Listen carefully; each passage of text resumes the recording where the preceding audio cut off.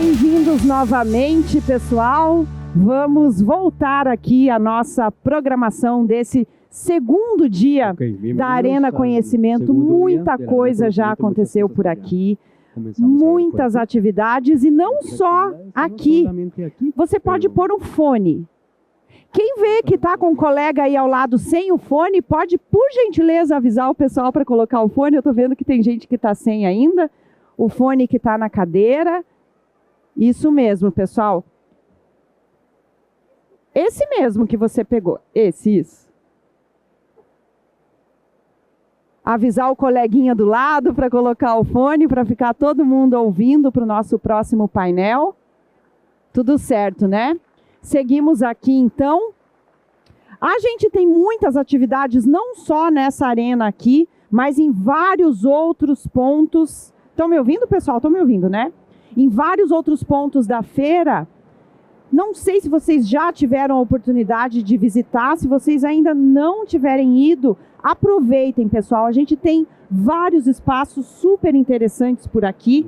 Vários novos espaços inéditos aqui na feira. A gente tem o espaço de beleza, saúde e bem-estar, que tem palestras, workshops, demonstração de produtos. A gente tem o Talk and Taste, é uma cozinha show super bonita, vários chefes renomados ensinando as receitas ali, está muito legal. Temos o Espaço Biomas, com atividades focadas nos biomas brasileiros e nos ingredientes específicos. Temos o Lounge VIP Nutricionistas dedicado aos profissionais de saúde. Temos a área de bioinsumos, uma parceria com a Embrapa. Um palco de palestras do Sebrae. Temos a incubadora Locale Naturaltech. Ana, vou te interromper um pouquinho porque esse microfone está aberto. Aí o pessoal fica ouvindo várias pessoas falando ao mesmo tempo. Desculpa, gente. Ó, em algum momento ia acontecer, né, algo de sanduíche, ishi aqui com esses fones todos. Vamos lá. A gente tem também a nossa feira de orgânicos, que é no espaço chamado Olha a Feira. Muita coisa legal, vocês podem acompanhar toda essa programação no nosso site, no Guia do Visitante. Tem que ir lá anotar mesmo, gente, usar marca-texto para escolher, porque é muita coisa. Tá, não tem como acompanhar tudo, então vocês têm que escolher mesmo as programações preferidas e aproveitem, porque tem muita coisa legal. E eu vi um pessoal aí agora fazendo foto. Quem estiver fazendo foto, vídeo aqui do nosso espaço, marca a gente nas redes sociais, usa a hashtag BioBrasilFair, que a gente quer dar uma olhada lá no que vocês estão postando, a gente quer deixar lá o nosso like para vocês, tá bom? Vamos agora, então, para o nosso próximo painel do Fórum Internacional de Produção Orgânica. Quem estava aqui no painel anterior viu que a gente fez um panorama brasileiro da produção, distribuição, comercialização de produtos orgânicos. Foi super interessante. Agora, a gente vai fazer um panorama internacional. Para falar sobre isso, a gente tem dois convidados especiais aqui, que eu vou chamar ao palco agora. Eu convido ao palco o Alexandre Harcali, fundador e CEO da IBD e conselheiro do Instituto Brasil Orgânico. Alexandre, seja muito bem-vindo ao nosso palco. Muito obrigada pela sua presença aqui.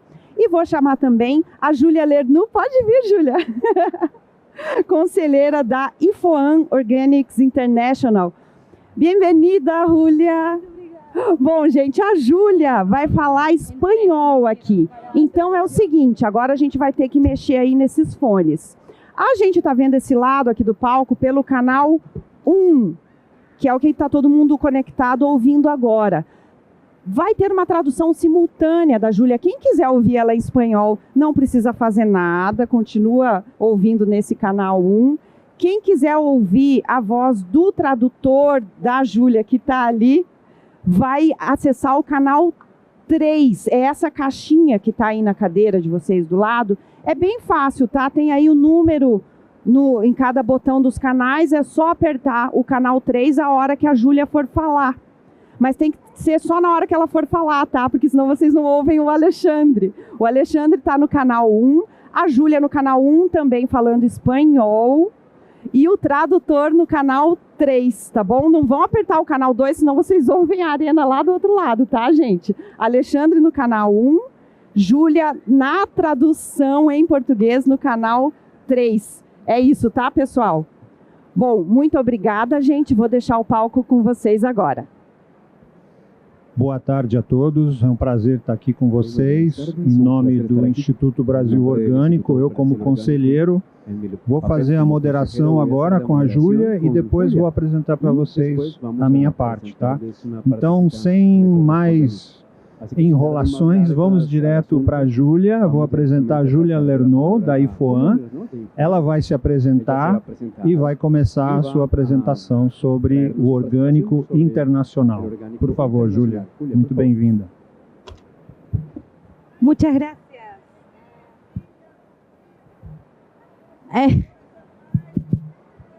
Ela vai falar. Ahora me toca a mí. Agora sou eu, gente. Hable de fibra. Buenas tardes a todos. Es un Buenas placer tardes, estar aquí con placer ustedes. estar aquí con Quiero ustedes. agradecerles a Instituto Orgánico Brasil por la invitación, a BioFag Brasil, América Latina. Es un placer, la verdad. Antes, se me pasaron. ¿Ya hago lío? Bueno, no importa. Yo soy Julia Lernoux, soy vicepresidenta de IFOAM Orgánica Internacional, que es la red mundial de agricultura orgánica. Tenemos miembros alrededor de todo el mundo y representamos a más de casi 5 millones de productores. Estamos teniendo, me parece, están setting up. Y bueno, como ahí decían, tengo el privilegio de ser hija también de pioneros de la agricultura orgánica en la Argentina, Pipo Lernoux y María Calzada, que me han realmente regalado este honor de conocer este movimiento, esta gente y este camino para traer otra realidad a este mundo, ¿no? Y es interesante cómo estamos en una feria donde tenemos nuestro rinconcito orgánico rodeado de otros mundos que también tienen mucho natural, pero también tienen otras maneras de alimentarse, otras maneras de entender cómo es una dieta. Entonces también es importante, como no sé quién decíamos recién, conocer todos los diferentes mundos para ver cómo ir navegando y ayudándonos entre nosotros a crear uno mejor. Y para eso no tenemos que tener que ir a crear algo nuevo. También es aprender de lo que vinimos haciendo durante milenios y ver cómo adaptarlos al mundo en el que vivimos hoy, que no es el mismo que hace milenios.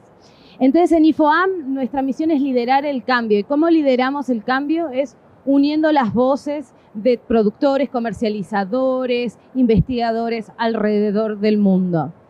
Y nosotros, nuestra visión del mundo es una amplia aceptación de la agricultura orgánica. Nuestro lema ahora es, el futuro es orgánico. Y en realidad a mí me gustaría decir que sería, el futuro es orgánico o si no, no hay futuro. Y yo creo que realmente hoy lo vemos en Brasil, en el sur de Brasil, el cambio climático, cómo se ha llevado todo Río Grande do Sur. Esos son productores y productoras que les va a costar años recuperarse y esto es solo el principio del cambio climático. Entonces, necesitamos empezar a nutrir nuestros suelos, a producir mejor, etcétera. No sé, ahí va. Me parece que capaz sí me tengo que parar y hago lío. Yo soy argentina, así que hago lío, no me tengan paciencia. Ahora sí, a ver si puedo. No. Van a tener que paciencia. Si quieren les bailo mientras, no. Pero...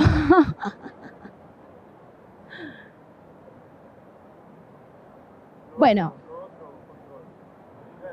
Sí, estoy haciendo ambos lados.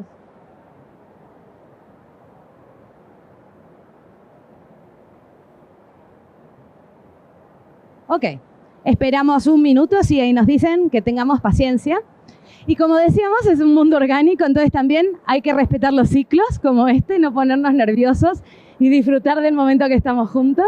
Entonces, bueno, les sigo contando de IFOAM. Ahí tenía un mapita para mostrarles dónde tenemos a todos nuestros miembros. Están en todo el mundo. Debo decir que en Brasil nos faltan varios, así que ahí tenemos que traer la voz de Brasil hacia el mundo. Entonces, pero tenemos mucho en América Latina y tenemos un grupo regional que ahora les iré mostrando un poco. ¿Por qué es importante tener IFOAM? Uno dice, no, yo tengo mis problemas, mis realidades, mis situaciones, ¿para qué necesito esta organización? Bueno, porque necesitamos un lugar donde estemos todos juntos. No estamos aislados. Brasil no está parado en una isla sin influencia de nada. Lo que haga otra gente, otros países en otra parte del mundo va a influirnos a nosotros, estemos donde no estemos. Y empezar a pensar el mundo como un todo es el paso que tenemos que dar. Si seguimos esta mentalidad individualista de es solo en mí, o mi país, mi familia, mi región, nos perdemos mucha riqueza, nos perdemos aprender, disfrutar de la belleza de los otros y también nos quedamos solos y no fortalecemos las redes y no trabajamos juntos. Y si trabajamos juntos vamos a poder construir las pirámides. Si no trabajamos juntos, capaz una chocita construiremos, pero va a venir un viento y nos la va a tirar. Las pirámides están hace 1000 años. Entonces, también esto es IFOAM un poco. Cómo trabajamos, cómo unimos las fuerzas, cómo discutimos entre todos cuáles son las prioridades del sector orgánico para así poder trazar un camino hacia el futuro. Ahí va, lo logré. Tarde pero seguro. Bueno, ven cómo tenemos miembros en todo el mundo. Tenemos algunos en Brasil y calculo que tendremos más, porque realmente Brasil es el mercado más grande de orgánico en América Latina y es uno de los más importantes a nivel mundial.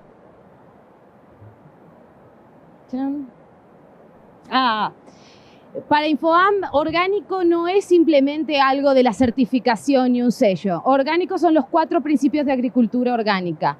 El principio de equidad, el principio de precaución, el principio de salud y el principio de ecología. Y estos principios no son solo para la producción, el procesamiento, la comercialización. Estos principios son para tu día a día, para tu vida, cómo es tu relación con tu familia, con tu trabajo, con tu vecino, con tu comunidad. ¿Hay salud en esa relación o hay toxicidad? ¿Hay armonía, hay precaución, hay ecología? Entonces, cuando empezamos a interpretar esos principios, no solo para una producción, pero también para una visión del mundo, un estilo de vida, empezamos a ver cambios que son completamente mayores a los que un mercado puede determinar. Como les decía, IFOAM es un monstruo bastante grande donde tenemos IFOAM Internacional, que es a quien represento, y después tenemos grupos regionales, tenemos en África, tenemos en América Latina, en América del Norte, tenemos en Asia y Europa, que es el más fuerte porque trabaja muy de cerca con la Unión Europea, desarrollando proyectos, desarrollando estándares. El grupo de América Latina venimos naufragando un poquito a veces, pero seguimos ahí intentando. Y vamos a ver, pongan fe que lo voy a lograr. No lo logro, pero bueno. América Latina es una región muy diversa. Entonces también entender esa diversidad y cómo podemos trabajar juntos dentro de esa diversidad sin perderla. Porque no es que queremos ser todos iguales, queremos poder ser nosotros mismos en un grupo y poder traer nuestra voz y trabajar juntos y construir esa biodiversidad que vemos tan linda en nuestras fincas, en nuestros bosques. También esa biodiversidad la tenemos que tener entre nosotros humanos, que no dejamos de ser parte de un ser vivo más de este planeta. Pero bueno, también trae nuestra cultura, nuestros problemas, etc. Y la verdad que también somos una región que atraviesa muchas crisis políticas y económicas que no nos han dejado un relax que capaz sí tienen varios países europeos para poder darse el privilegio de invertir tiempo en estas cosas. Pero eso no significa que no debamos hacerlo y que no es ahora más importante que nunca, porque realmente ahora el cambio climático está. Ya no le pueden negar, el que lo niega es porque no quiere ver. Entonces, ¿cómo ya mitigarlo? Podremos mitigarlo un poco. Pero sí tenemos que adaptarnos. Y como para adaptarnos tenemos que trabajar juntos y entender que no es Brasil, no es Argentina, no es Perú, no es Bolivia, es América Latina. Somos un continente, estamos en un mismo pedazo de tierra, estamos flotando en el universo y entonces cómo trabajamos juntos para lograr que es alianzas y realmente ver los ecosistemas en todo caso. Cómo entendemos la región por ecosistemas, no solo por países o culturas. Ya ni me acuerdo cuál es la próxima. La próxima. Ah, perfecto. Bueno, entonces esto es Infobam América Latina. Tenemos 45 miembros en 13 países. Ahora tenemos una nueva junta directiva y la presidenta es Vanessa Ramírez de México, que realmente toda mi admiración porque completamente voluntario, está llevando un montón de cosas a cabo, pero todavía necesitamos más ayuda, así que el que quiera unirse, bienvenido. Todas las ideas son necesarias. La siguiente. Ahí va. Estos son algunos de los miembros en la región. Ahí tenemos, me parece, Instituto do Bem-Estar, que es brasilero, pero me parece que es el único que puedo reconocer a Prima Volta. Siguiente.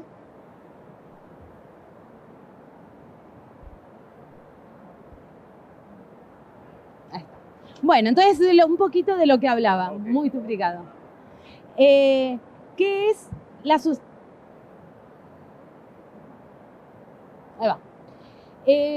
Sustentabilidad, porque el cambio, realmente estamos hablando, no tengo suerte, me parece. Ahí va, vamos, hay que seguir, sí. Después paso, mejor.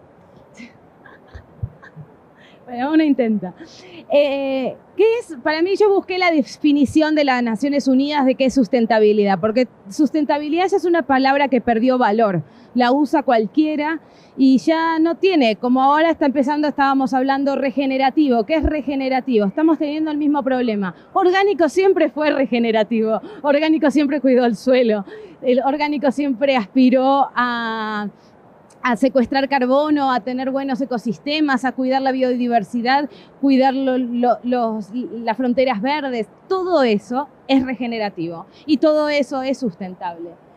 Pero son palabras que han perdido su valor. Entonces, ¿cómo vamos pasando de problemas a soluciones dentro de la agricultura orgánica? Y la agricultura orgánica no es solamente agricultura orgánica certificada por tercera parte. Agricultura orgánica es agricultura SPG, pequeños mercados locales donde no se necesita certificación de ningún tipo porque el consumidor conoce al productor, etcétera, etcétera. Lo que es importante son sus principios, que se sigan sus principios, que no haya productos de síntesis química, que haya un cuidado de la biodiversidad, que haya un cuidado de los suelos, que haya un cuidado del humano, que haya un cuidado del todo.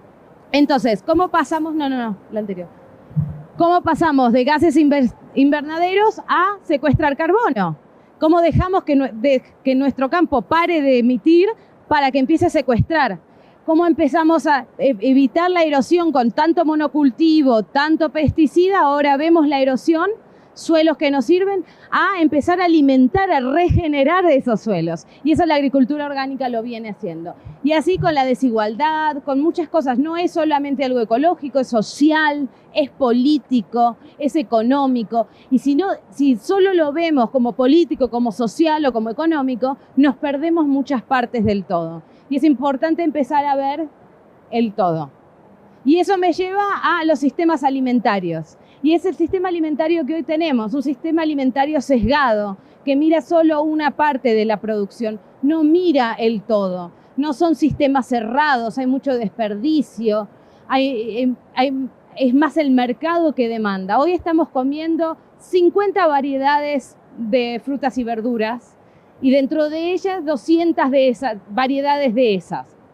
Cuando de papa solo tenemos 2000 variedades. ¿Qué pasó? ¿Por qué nos las comemos? Porque, claro, era más fácil para la industria manejar solo 20. Y le es más fácil para el exportador el container y la caja. Pero eso es lo que es importante para nuestra panza, para nuestro organismo, para el suelo. Nosotros no comemos para llenarnos la panza, nosotros comemos para poder sobrevivir. Porque nuestro organismo necesita del alimento, necesita del agua y necesita del aire. También necesita corazón y compasión y alegría. Pero eso lo damos con otros lados. Pero buen aire, comida y buen agua son las 3 cosas que hoy no tenemos. Tenemos teléfonos, tenemos carteras, tenemos autos, viajamos por el mundo, pero no tenemos agua limpia, no tenemos comida limpia y no tenemos aire puro. Y es lo único que necesitamos para existir. Entonces, ¿cómo repensamos nuestros sistemas alimentarios para tener sistemas diversos que se adapten a las realidades culturales, sociales, ambientales de cada región? donde no dependamos tanto de, sí, importación, exportación, pero eso no puede ser nuestra meta. Nuestra meta es que nos alimentemos, que trabajemos entre nosotros. Entonces, en IFOAM venimos trabajando con diferentes sistemas reformando los sistemas alimentarios. Tenemos un proyecto de sistemas alimentarios en altas montañas, que estamos trabajando en Nepal, Perú y Ecuador, sí, y también en la India. Y es muy interesante porque llegar a esas altas montañas son sistemas alimentarios completamente diferentes. Que al del sur es un mismo país, pero abajo la montaña es otro sistema alimentario. Y los de arriba tienen mucho menos acceso a productos ultraprocesados, de muchos sintéticos, de mucho químico, mucho colorante. Y ves la obesidad que hay. Y en la alta montaña no hay obesidad, hay menos diabetes, hay menos problemas de salud y la gente vive más tiempo. Entonces empezar a entender también esos funcionamientos y esas culturas y por qué el progreso es tener en una cajita algo procesado y no el progreso es tener una buena alimentación, un buen jugo orgánico, una buena bebida orgánica, que sea local, que sea o de la región, etcétera. Otra cosa que hicimos, que trabajamos mucho con Perú, es la moratoria para los transgénicos. Como saben, Perú ha estado luchando. Otro país que es un ejemplo es México con el maíz, que lo sigue luchando, pero es una lucha constante. Y para eso también se necesita que no sea una presión dentro del país, pero desde la región, que no queremos más. Ahora en la Argentina, por ejemplo, se aprobó el trigo transgénico hace 2 años y estamos a la espera de que Brasil lo apruebe, porque es nuestro principal comprador de trigo. Entonces, no lo aprueben. ¿Ya está? Bueno, ya ahí tenemos el fin del mundo, porque el trigo es el alimento que está, o sea, ya está, va a estar transgénico, como ahora ven que tenemos microplástico en el semen, en la leche materna, en la sangre, ahora vamos a tener transgénico en todo, porque el trigo es realmente la base del alimento y una vez que ya está fuera en el mercado es muy difícil de controlar. Entonces ahora va a ser más aún nuestra responsabilidad preservar, luchar, frenar, marcar el límite, hasta acá llegaron. Y además porque siguen vendiendo algo que no funcionó. Ellos prometieron que iban a alimentar el mundo, no más hambre en el mundo. ¿Ustedes ven que no hay más hambre en el mundo? Los transgénicos están hace 40 años, están en todo el mundo. Ustedes pueden ver los productores en la India de algodón suicidándose porque no pueden pagar más las semillas de Monsanto. Entonces no solucionaron el hambre en el mundo, no solucionaron la pobreza en el mundo, solo erosionaron nuestros suelos, empobrecieron a nuestros productores. Entonces, ¿realmente siguen con el mismo discurso y nosotros se lo permitimos? No. Y para eso necesitamos estar unidos y trabajar en conjunto. Entonces, bueno, IFOAM para nosotros lo importante es trabajar a nivel internacional, porque somos el grupo internacional, entonces trabajamos con la FAO, con el IFAD, con las Naciones Unidas, y tenemos, bueno, lo que para nosotros es muy importante es la promoción de los SPGs, que este año se están cumpliendo 20 años de la reunión en Torres, en el 2004, donde salió al mundo el SPG. El SPG ya habían unos tipo SPGs en Francia y acá estaba en Torres ya tirando y dijimos, no, pero esto es el futuro. Y hoy lo vemos, hay SPG por todo el mundo. Incluso Fairtrade, UTZ está empezando, otros estándares de sustentabilidad están empezando a usar SPG como sistema de garantía. Eso fue una innovación, el salir fuera del esquema, pensar de otra manera, pensar en el todo, en la comunidad, en cómo cooperamos. Y ahora es, bueno, ¿cuál es el siguiente paso? Yo creo que pensemos eso, no que nos quedemos cómodos, porque también hay desafíos dentro del SPG y no es para todos. Entonces, ¿cómo pensamos qué otros sistemas hay? No quedarnos en 2 o 3 recetas, volver a la biodiversidad de recetas. Entonces, bueno, no les voy a explicar a ustedes qué es el SPG. Pasamos a la siguiente. Pero bueno, sí, un poquito el trabajo de IFOAM, realmente después de Torres y de trabajos de pioneros de la región acá, IFOAM se lo tomó muy en serio y vio que ese es un camino claro para el desarrollo de mercados locales, porque no podemos seguir esperando que solamente producimos para exportar a Europa y a Estados Unidos. No, está todo muy bien, pero ¿por qué no empezamos a poder comer esos buenos productos nosotros y tener un buen mercado, por ejemplo, en la región? Ahora he empezado a ver más, y gracias al SPG, ha empezado a haber reconocimiento de SPG de entre países y hay exportación e importación entre los países y eso fomenta el mercado local. Lo vemos en Argentina, por ejemplo, cuando yo estuve sin vivir en Argentina durante 10 años. Cuando yo me fui, nosotros teníamos nuestra empresa orgánica y éramos nosotros y 4 más. Volví y eran negocios de productos orgánicos por todos lados y con muchos productos de la región. Entonces, empezar a trabajar, porque nunca vamos a poder pagar el precio de un producto norteamericano o europeo. Eso va a ser para una élite, no va a ser para todos. Entonces, ¿cómo logramos trabajar en una economía que es realmente razonable para nuestra realidad? Entonces, en IFOAM desarrollamos el logo de SPG. Como nosotros acreditamos qué gobiernos, qué estándares están bajo la normativa de IFOAM, que es desarrollada por toda la membresía.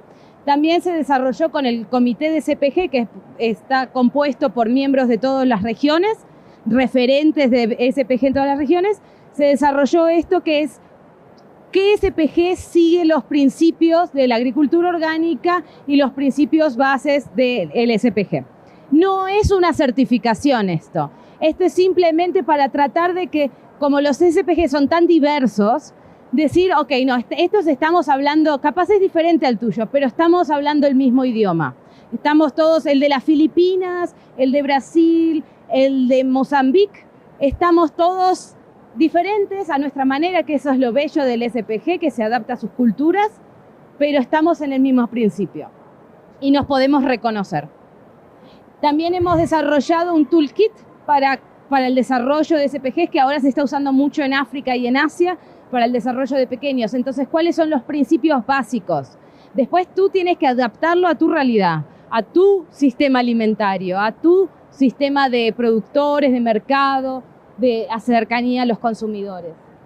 Y también guía de cómo promover el SPG en las políticas públicas, porque en Brasil está reconocido, pero en la mayoría de los países todavía el SPG no está reconocido como orgánico. Y eso es un desafío que tenemos que hacer. Entonces, este brief ayuda y da puntos claves de cómo pueden ir a los gobiernos y trabajar con ellos para que entiendan por qué hay que reconocer los SPGs. Y siempre van a contar con IFOAM en ayudarlos, en ir, golpear todas las puertas que hayan que golpear. Y este es un toolkit más grande, no es solo para SPG, son las mejores prácticas públicas a nivel mundial. Es un estudio que se hizo que tiene casi todos los países con legislaciones orgánicas y se van evaluando las mejores políticas y las mejores que hayan tenido mayor impacto. Esto es para que lo que estén desarrollando, no empiecen de cero, aprendan de qué funcionó, qué no funcionó y ver qué les sirve a ellos. Todo esto es gratis, da acceso para todos. La siguiente. Bueno, entonces, no, la anterior, perdón. Entonces ahora vamos a los datos. Igual no voy porque Alexander tiene un montón de datos, así que voy rápido con los datos. Esto es mundial. Esto lo colecta FIBEL. FIBEL es el Instituto de Investigación de Agricultura Orgánica. Está basado en Suiza. Yo tuve el privilegio de trabajar durante 15 años ahí y lo molesté a Alexander por muchos años también, pobre, y a Rogerio también lo molestaba con los datos de Brasil. Tenemos 96.4 millones de hectáreas agrícolas orgánicas certificadas en el mundo, SPG y tercera parte. Hubo un aumento de 20 millones, pero es básicamente Australia 17 millones y la India 2 millones. La India es no porque son nuevas, sino porque contaron mejor los datos y tienen mejores datos. Australia sí son áreas nuevas, pero es todo pastoreo. Y eso es muy fácil de certificar. Y entonces Australia siempre sube y baja, depende del mercado, la demanda que hay de ganado orgánico o de leche. Entonces ellos, como de todas maneras el manejo de ellos es orgánico, optan por pagar la certificación o no cada año, dependiendo del mercado. Entonces produce un vaivén.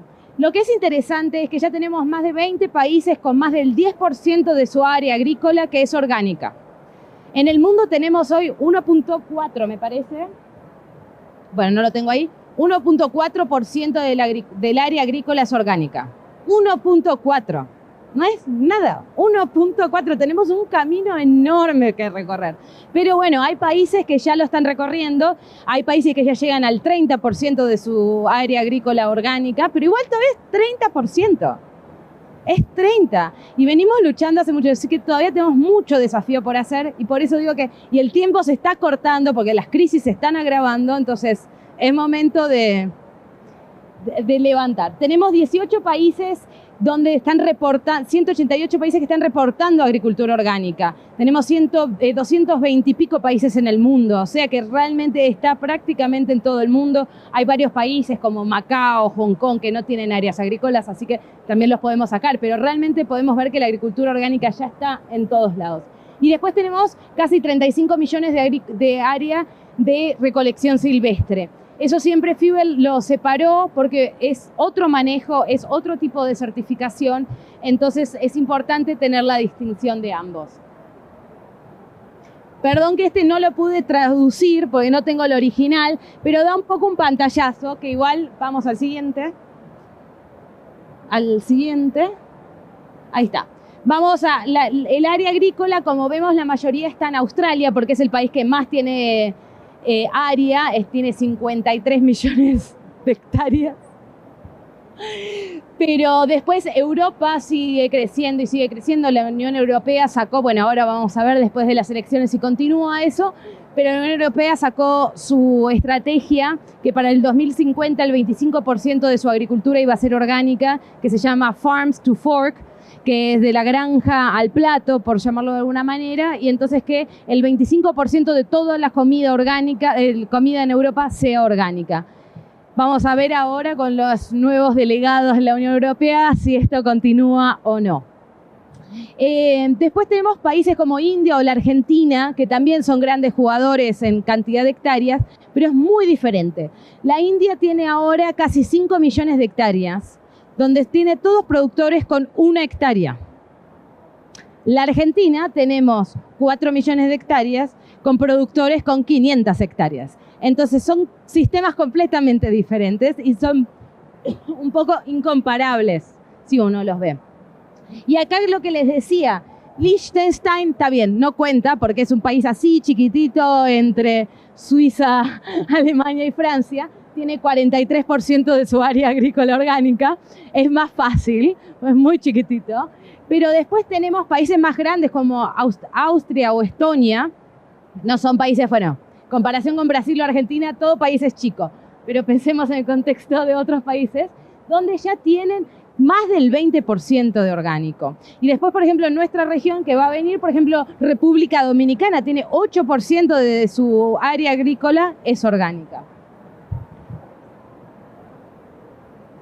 Entonces, como vemos, el crecimiento de la agricultura orgánica ha sido bastante estable. Hemos tenido una meseta en los últimos 10 años, pero después del COVID ha volvido a resurgir. Todavía es difícil. Tenemos muchos jóvenes que quieren unirse, quieren empezar a hacer agricultura orgánica, pero les es muy difícil acceder a tierras. Entonces, eso es un trabajo que tenemos que hacer como movimiento mundial. Y después estamos también trabajando, por ejemplo, en Estados Unidos tienen el problema de que el mercado no para de crecer, pero la agricultura no crece. Entonces dependen cada vez más y más en importación. Y tienen muchos productores que ya se están envejeciendo y sus hijos ya no quieren seguir haciendo agricultura. Entonces no hay un mecanismo de que digan gente joven vaya, tome y la transforme en orgánico, porque los terrenos están. Y ellos no quieren tampoco seguir en convencional, pero es lo que conocen. Entonces hay mucho trabajo de concientización, mucho trabajo de acercar herramientas para hacer que no es tan difícil. No se van a morir en el intento. Es posible, y es posible si no estás solo. Si estás solo se vuelve más difícil. Tenemos contados por lo menos 4.5 millones de productores orgánicos en el mundo. Digo por lo menos porque nosotros con IFOAM y FIBEL se recolectan los datos en muchas partes y casi en África en su totalidad de las certificadoras. Y muchas veces solamente reportan el grupo de productor. Y ese grupo de productor puede representar a veces 5, como a veces 5.000, como a veces 10.000 productores.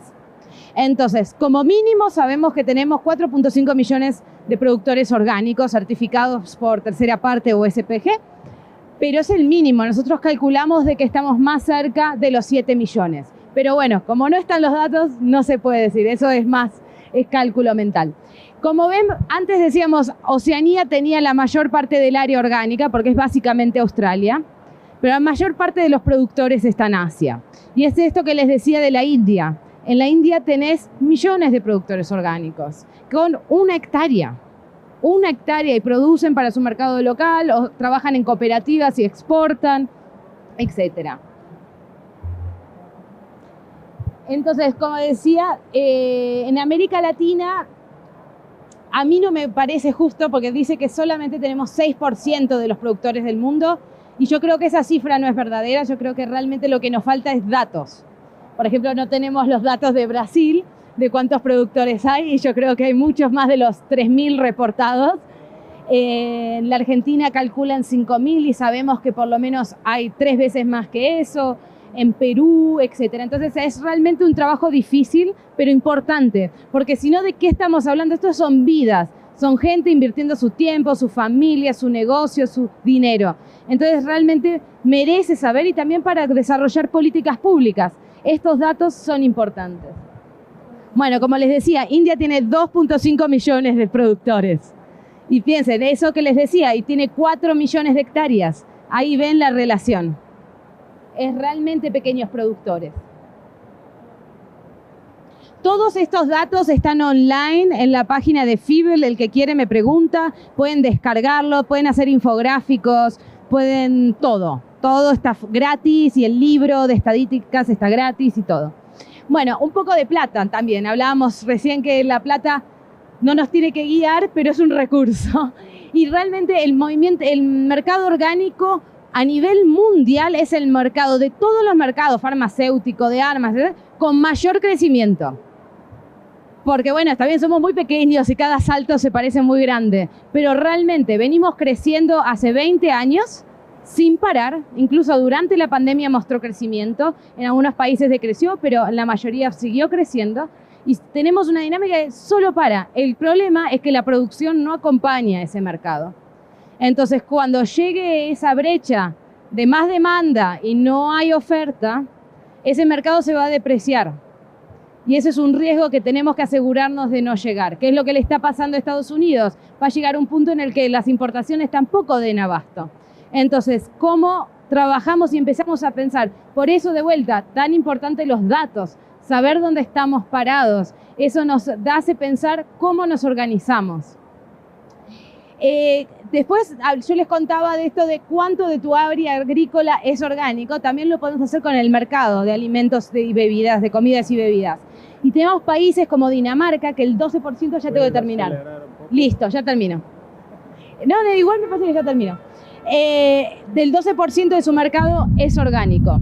Y después tenemos en Suiza, por ejemplo, tienen el per cápita de consumo orgánico más grande del mundo, casi 400 euros. Y realmente uno va a un supermercado suizo y la gente está comprando la carne más barata, pero un yogur orgánico se lleva. Algo orgánico en cada compra de cada suizo hay. Llevemos eso a todo el mundo. Eso ya se los dije todo. Esto está todo online, así que lo pueden ver. Y si quieren les puedo mandar la presentación, el que lo quiera. La siguiente. Un poco de América Latina. Tú vas a hablar de América Latina. Pero, sí, ¿no? Bueno, teníamos un poco, Argentina es el más grande a nivel hectáreas junto con Uruguay, pero es básicamente producción de ganado, es mucho pastizal. Pero tenemos mucha producción de frutas templadas, que es para exportación. Pero banana, azúcar y café siguen siendo los productos de la región que más exportan, básicamente a Estados Unidos y a Europa. Y somos en Perú, Ecuador, ¿podemos ir a la siguiente? Perú y Ecuador y República Dominicana son de los exportadores más grandes para Estados Unidos Europa. Realmente tenemos jugadores grandes a nivel mundial. Entonces, ¿cómo empezamos a trabajar en esos jugadores aquí en la región? Entonces, los principales, como le decía, es café, cacao y frutas tropicales, son los principales productos que producimos en la región. También tenemos muchos cereales, etcétera, pero básicamente, como ven, tenemos un montón de pastoreo, que es básicamente la Argentina y Uruguay, que son 1 millón de hectáreas por abajo. Y seguimos. Y bueno, vemos que los mercados siguen creciendo, como les contaba lo de Argentina, realmente hay más y más productos orgánicos, se encuentran con más facilidad, pero todavía es caro, todavía es difícil para todo el mundo acceder. Los acuerdos, por ejemplo, los acuerdos de entendimiento con otros países está ayudando eso. La CIAGO, que es la red interamericana de gobiernos, donde Rogelio me parece que es parte, está trabajando mucho en eso y en el fomento, y yo creo que empezar a trabajar todos, también unirnos como región toda la América, con Canadá y Estados Unidos. Y también tener en cuenta la instabilidad social, política, nos lleva a que damos un paso adelante y 3 para atrás. Entonces también cómo vamos danzando en eso. Y me parece que ahí termino, ¿no? Eso no anda, así que vamos. Muchas gracias. Perdón. No hay problema.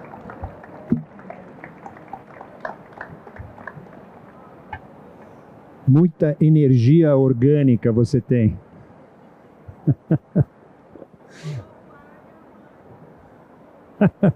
Tá certo. Não, é incrível, né? Porque sintetizar o mundo orgânico em poucos minutos não é tarefa fácil. Eu acho que a FIT, né, essa organização na Suíça e a IFOA estão de parabéns pelo trabalho feito.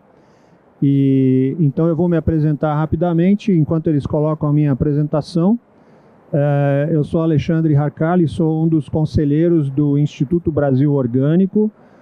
Nós somos uma organização sem fins lucrativos, representamos a agricultura orgânica, fazemos advocacy em Brasília em favor do orgânico, fortemente. E também temos uma série de outros projetos. Acabamos de lançar uma campanha nacional para poder fazer chegar insumos orgânicos composto para os produtores do Rio Grande do Sul que tiveram suas terras devastadas. Enfim, vocês podem procurar na internet o site Instituto Brasil Orgânico. Temos nosso presidente Rogério Dias aqui presente na palestra. E, ao mesmo tempo, eu trabalho no IBD Certificações, é um sistema de certificação por auditoria. Trabalhamos com o selo brasileiro e alguns selos internacionais. Só para ter uma ideia do IBD, da inserção do IBD hoje, nós fazemos parte da Quima, que é uma empresa multinacional com escritórios em mais de 50 países, trabalhando nos setores de alimentos, laboratórios e testagem de produtos.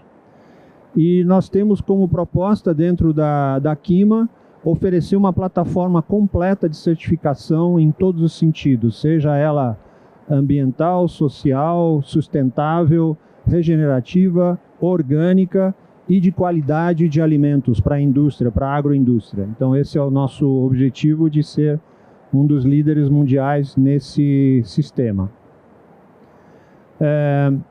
É muito importante a gente entender que existem barreiras para o consumo de alimentos orgânicos, mas ao mesmo tempo que existem essas barreiras, surgem as oportunidades. Então, se nós temos como primeiro ponto principal a questão dos preços, tá certo? Nós temos também um enorme mercado a ser consumido, na medida em que a gente, apesar dos preços, aumenta a oferta, e com o aumento da oferta fazemos cair os preços. Eu conheço exemplos em outros países que já estão mais avançados em termos de oferta de produtos orgânicos, os preços caem e ficam muito próximos dos convencionais. Então essas são as principais barreiras que nós temos, tá certo? Mas ao mesmo tempo nós temos uma enorme oportunidade de esforço de venda marketing e divulgação dos orgânicos, porque a gente sabe que não é toda a população que tem contato com a agricultura orgânica. Nós temos uma enorme abrangência de vantagens, tá certo? Ela visa a proteção do meio ambiente e a saúde humana, evita a contaminação do solo, da água e do ar, e foca na biodiversidade das plantas, numa produção biodiversa que se sustenta e que sustenta com isso a biodiversidade do planeta, tá certo? E nós temos, através da certificação e ida ao mercado, nós temos então a garantia de qualidade do produto, da produção, da cadeia produtiva, da cadeia toda envolvida até o consumidor final e, por consequência, a manutenção da saúde de todos esses âmbitos também de produção, tá certo? Além disso, a gente tem o respeito ao meio ambiente, suporte a pequenos agricultores e produtores que fazem parte do sistema e a transparência com a rastreabilidade. Isso é um ponto importantíssimo na agricultura orgânica e que passa a ser cada vez mais importante nos países onde a própria legislação oficial dos países procura desenvolver hoje normativas para a rastreabilidade. Isso é um ponto onde a agricultura orgânica vem trabalhando desde o início, certificando toda a cadeia. Então, desde o início, onde você tem lá os produtores, os grupos de produtores, você tem uma propriedade individual que vende diretamente ao consumidor ou faz passar pela agroindústria por subprocessamentos, por processamentos terceirizados. Todas essas etapas têm que ser certificadas para que no final possa ir para o mercado um produto com o selo garantindo a rastreabilidade ao longo de toda a cadeia.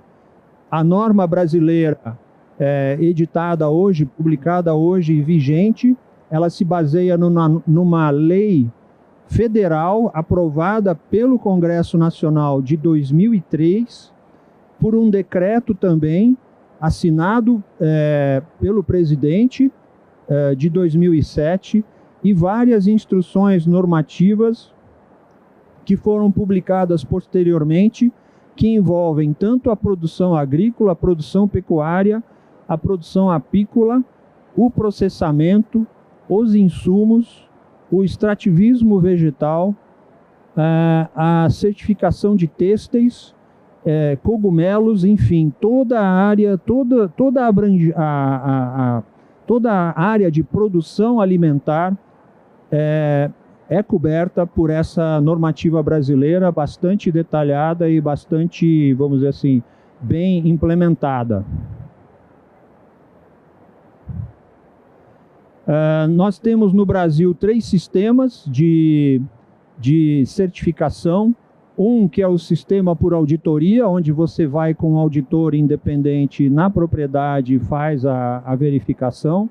Um com o SPG, que é o sistema participativo, onde o grupo de produtores se autocertifica, se reúne e se autocertifica.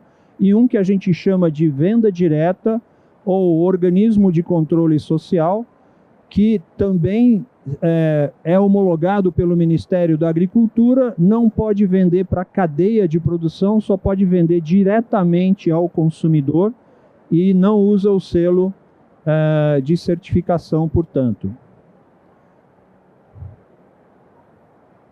Bom, a questão estatística mundial, a Júlia já falou bastante, e eu vou abordar isso de uma outra forma que ela fez. Vamos lá. Mas antes disso, eu queria explicar por que o orgânico faz sucesso. Eu acho que esses 3 próximos slides que eu vou mostrar são fundamentais para vocês entenderem onde está a vírgula, onde está o ponto principal, onde está o foco do produto orgânico, seja na fazenda, seja na agroindústria, seja no consumidor final. A gente tem no processo de biomagnificação na natureza, que é onde o pesticida, o agrotóxico, colocado no meio ambiente, ele vai se concentrando ao longo da cadeia, onde desde do primeiro estágio de diluição com o fitoplâncton até o último estágio na cadeia, o agrotóxico pode se concentrar na gaivota até 45 milhões de vezes.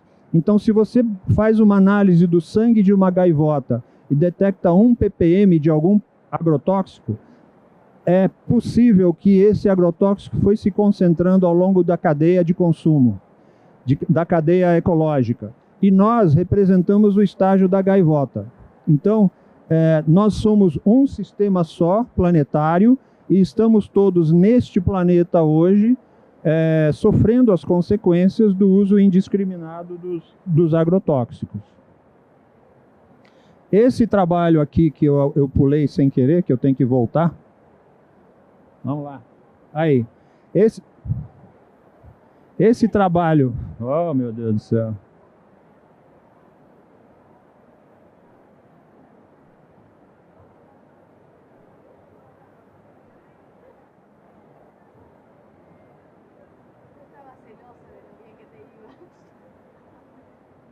Tá indo para frente?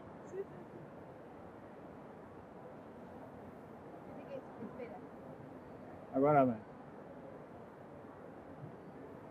Esse trabalho é emblemático porque mostra uma família sueca que consumia normalmente seus alimentos normais, convencionais, e aonde se pegou então amostras de sangue, de urina e de leite materno, fez-se análise e se detectou uma série de agrotóxicos no sangue dessa família. Essa família entrou numa dieta rigorosa por 2 semanas de alimentos orgânicos. E depois dessas 2 semanas, não se detecta mais agrotóxicos na corrente sanguínea. Então, meus caros colegas, amigos, não se preocupem. Neste planeta, todo mundo está com o grupo da esquerda. Independente onde você esteja, a agricultura moderna faz parte do nosso dia a dia, a agroindústria faz parte do nosso dia a dia, e vocês vejam que o alimento orgânico tem um enorme potencial de desintoxicação de curto prazo. Então, eu conheço centros de toxicologia em universidades e em hospitais que recomendam alimento orgânico para aqueles que têm sensibilidade aos agrotóxicos. E não são poucas pessoas hoje em dia nessa situação, seja por questões de acidente, seja por questões de consumo acidental ou por sensibilidade. Esse trabalho é emblemático também e pouquissimamente divulgado. É um trabalho feito na França com aproximadamente um público de 68, quase 69 mil pessoas que foram acompanhadas na sua vida. Esse grupo manifestou doenças, então ele manifestou aí 1.340 casos de câncer, os vários tipos de câncer, e pôde-se separar esse enorme grupo de 69 mil pessoas em grupo que consome orgânicos normalmente e que não consome orgânicos normalmente. Tendência de consumo. E veja bem que uma tendência de consumo significa aquele que consome orgânicos diariamente, mas aquele que também de vez em quando pega um ou outro produto orgânico. Chama-se tendência de consumo. E o grupo que consome produtos orgânicos manifestou 25% menos casos de câncer do que o grupo que consome normalmente produtos com agrotóxicos. É o primeiro trabalho mundial que está servindo de inspiração para muitos centros de pesquisa, que mostra que uma tendência de consumo pode afetar a sua saúde de forma significativa, ok? Então essa sequência de slides que eu mostrei aqui mostra o fundo da questão, mostra realmente a profundidade do negócio. Deu o mesmo problema aqui de novo, está voltando. Vamos lá. Ok, então, falando um pouco do mercado, a evolução do mercado e como isso nos afetará no Brasil, tá certo? Então, a gente tem um plano da Comissão Europeia de atingir 25% da superfície europeia de agricultura com agricultura orgânica até 2030. Lógico que a guerra da Ucrânia está prejudicando essa meta, tá certo? Porque eles estão tomando contramedidas estratégicas para garantir alimentos à disposição para a população europeia. Então, isso está em certo atraso, mas este plano, ele existe, ele continua. Desculpa, tem um erro, está 203 em vez de 2030 na digitação, mas eles visam impulsionar o consumo, aumentar a produção e melhorar ainda mais a sustentabilidade do setor e garantir um crescimento equilibrado do setor orgânico na comunidade europeia. Vamos lá.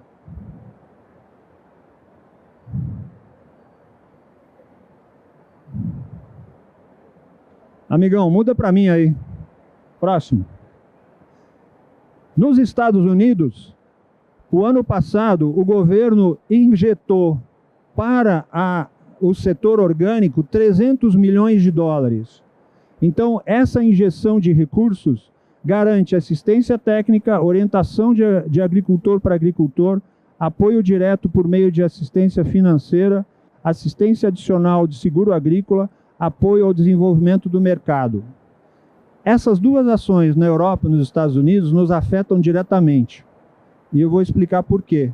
Porque lá eles têm trigo, eles têm aveia, têm leite, têm laticínios, tem as frutas do clima temperado, mas se o consumidor vai ter uma maior oferta de produtos orgânicos deles lá, eles vão complementar isso no café da manhã, almoço e janta com o quê? Da onde vai vir o café? Da onde vai vir o açúcar? Da onde vai vir o cacau? Da onde vai vir todos os produtos agrícolas tropicais que são exportados para o primeiro mundo? Daqui, dos países do sul, em muitos casos. Então, essas ações, porque não esqueçam que para atingir 25% da superfície orgânica na Europa, você tem que ajudar os produtores, ajudar com programas. Esse não está explicado detalhadamente, só no lado americano, mas os dois lados estão massivamente investindo na produção orgânica nos seus países. Próximo, por favor. Aqui é um exemplo. Nós tínhamos em 2005 esse exemplo de empresas multinacionais envolvidas em produção orgânica já em 2005. E vocês vejam, por exemplo, a Nestlé não está lá, tá certo? A Unilever tem dois produtos, a Danone com um produto, ok? Você vê a Coca-Cola em cima, à esquerda ali, com uma indústria de suco de frutas orgânico, tá certo? Que você hoje nos Estados Unidos encontra nas lojas de conveniência. E no próximo slide, por favor, vocês veem a Nestlé com a Coca-Cola, que tinha uma empresa só, com 4 empresas, a Nestlé que não estava presente com empresas, isso em 2016, já faz aí quase 8 anos, tá certo? Então vocês veem que, tanto do ponto de vista da produção de pequena agricultura, como a Júlia mostrou tão bem agora na apresentação dela, como nos investimentos feitos na grande agroindústria, o orgânico tem um desenvolvimento muito interessante, muito forte, o que também aumenta a demanda de matéria orgânica nossa também. Tá certo? Próximo, por favor.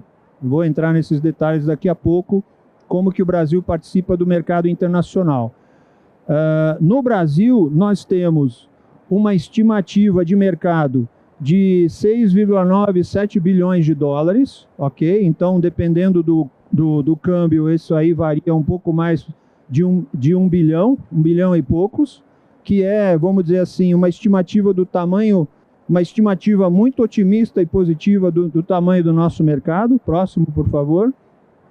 E mostra também a evolução do número de produtores, de acordo com os bilhões. Nós chegamos hoje, aí está em 21 ainda, nós já estamos em 24, nós estamos por volta de 25 a 26 mil operadores orgânicos, não produtores, operadores orgânicos dividido entre agricultura, vamos dizer, agropecuária e indústria, né? Então, a gente estima que mais ou menos 2/3 desses operadores sejam produção realmente agropecuária. Próximo, por favor.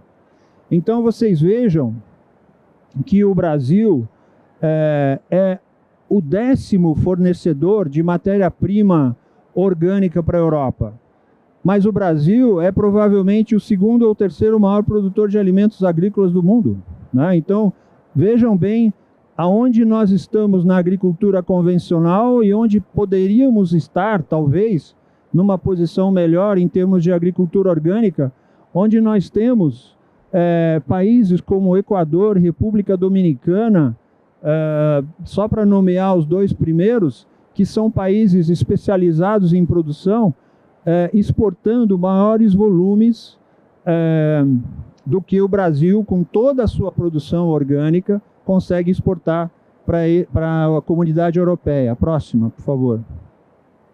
E vocês vejam também onde em alguns setores, talvez, o Brasil não esteja tão mal, mas mostra ainda potencialidades, como, por exemplo, exportando oleaginosas e açúcar para a comunidade europeia. Então, vocês vejam que o Brasil exporta muito açúcar, que é o principal produto, menos das oleaginosas, mas veja países como, por exemplo, Togo e Ucrânia, que são um país muito menor em estrutura, exportando grande quantidade de cacau para a Europa, Togo, né?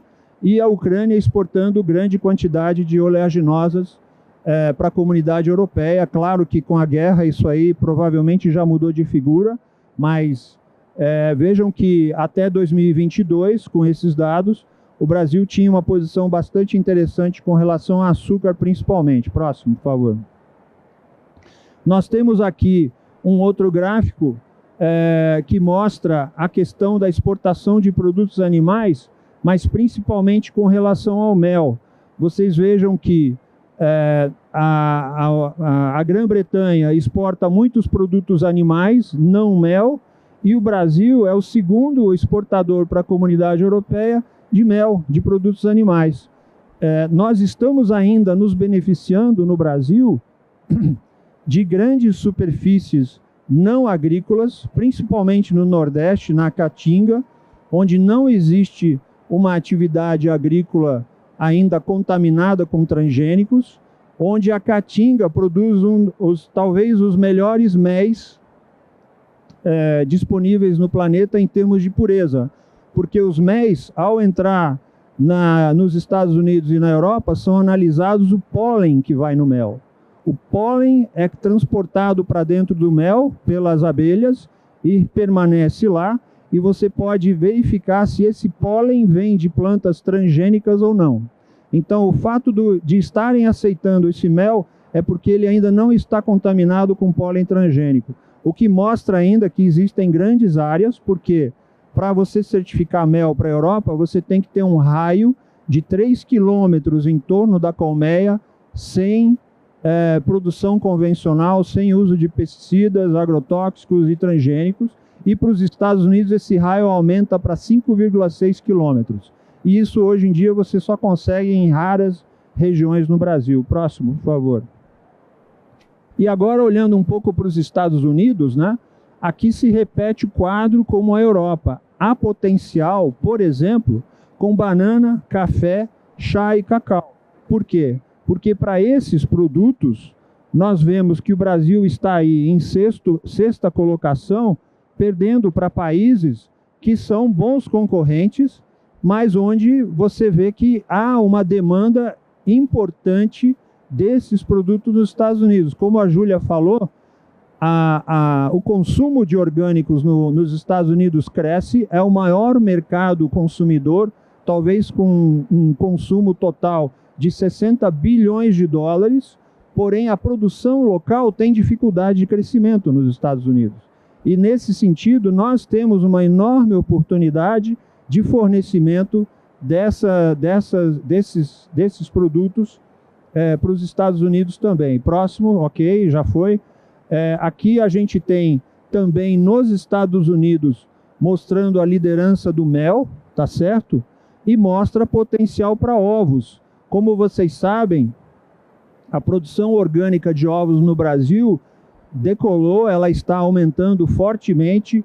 Já há produção de ovos de tal maneira no Brasil que está sendo industrializado, virando ovos em Tetra Pak que você pode comprar, ou então em saquinhos de alumínio para poder operar em maiores volumes em termos de ovos orgânicos. Então, assim, a indústria americana eventualmente se interesse também por ovos, porque mostra que esse produto está sendo fortemente exportado também, sem falar nas carnes, tá certo? Que são também de interesse, onde a Argentina e o Uruguai, praticamente, principalmente o Uruguai, dominam esse mercado da produção de carne orgânica de exportação. Então, o meu tema aqui era principalmente exportação, e é isso que eu estou tentando mostrar para vocês. Próximo.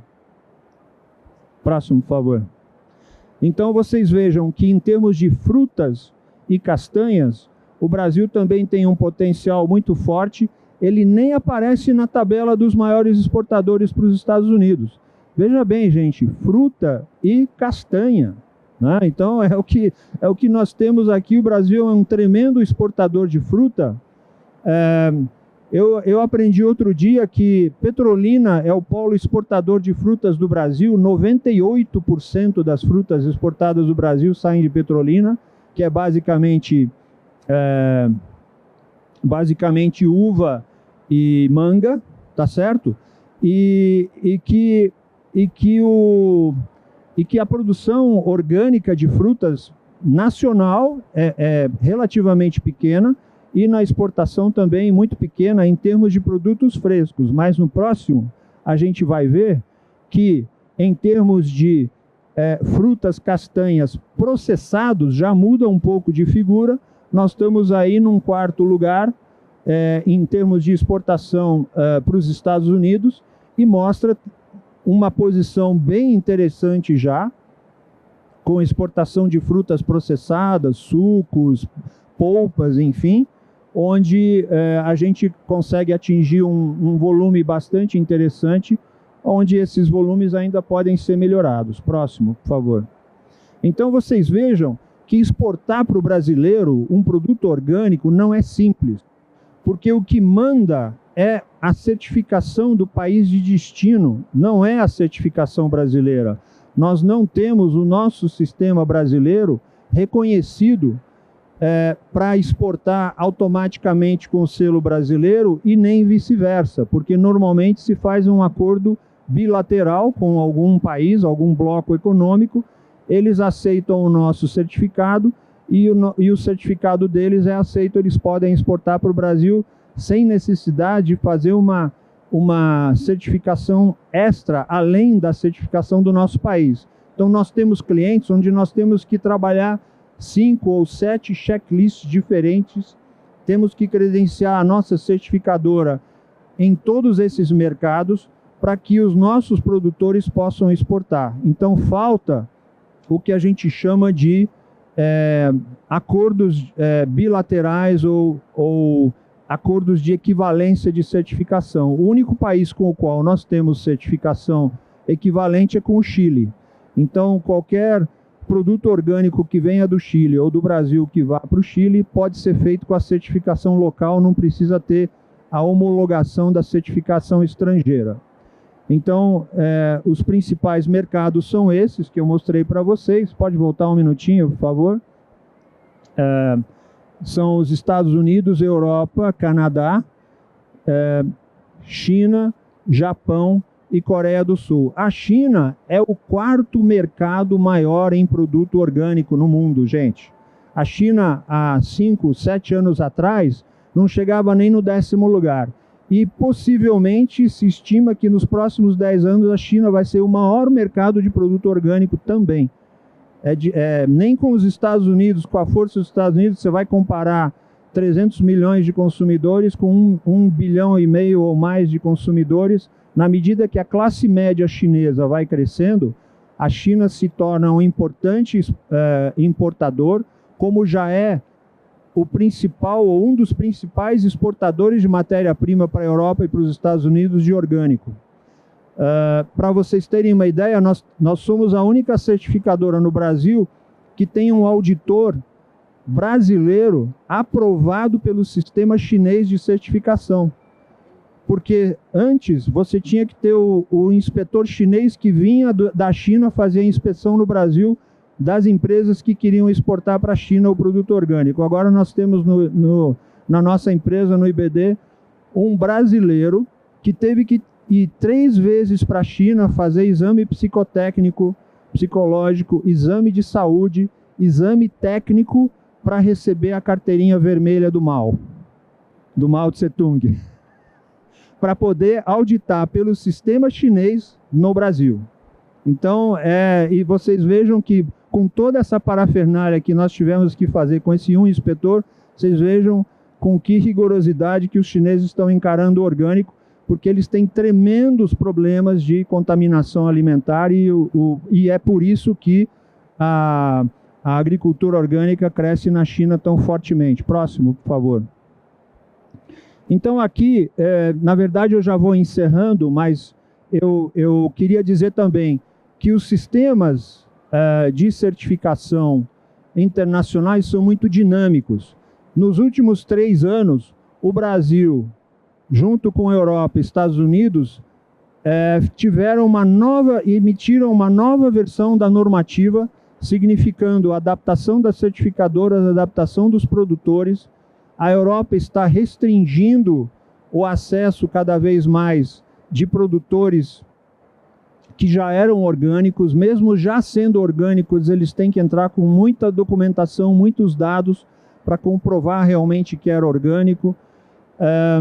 As análises obrigatórias de qualidade para resíduo estão se tornando mais frequentes. Nós temos que fazer obrigatoriamente em todos os clientes que exportam, em 5% dos clientes que exportam, e em alguns casos em 10% daqueles, análise de resíduos aleatoriamente, de acordo com o risco que eles apresentam, análises no porto antes de exportar, para garantir a não presença de agrotóxicos nos alimentos. Porque se chega no destino e tem resíduo de agrotóxico, é um grande problema para todo mundo, para o comprador, para o fornecedor e para a certificadora, que pela norma deles tem que fazer uma investigação, tem que fazer uma auditoria, tem que fazer análise de novo e verificar qual é o problema. Então, ninguém quer isso.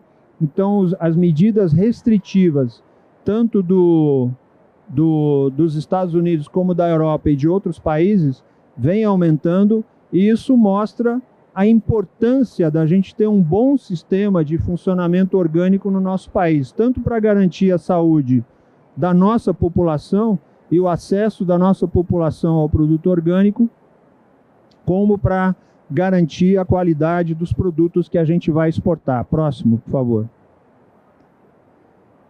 Então, aí de novo, ao longo de toda a cadeia, o USDA nos Estados Unidos está aumentando o rigor e aumentando os treinamentos e aumentando a disponibilidade de estrutura de certificação. Próximo, por favor. E na Europa também houve uma reedição e uma reclassificação dos alimentos. Próximo, por favor. Próximo. Com várias mudanças normativas nas listas de insumos, na produção de sementes, na exigência de ter sementes mais limpas, orgânicas, a nível de produção animal, a nível de processamento e a nível de rotulagem também. E a gente informa os nossos clientes com cartas circulares e com treinamentos constantemente. Próximo, por favor. É isso aí, gente. Muito obrigado. E aí, agora eu queria abrir um pouco a sessão para perguntas e comentários.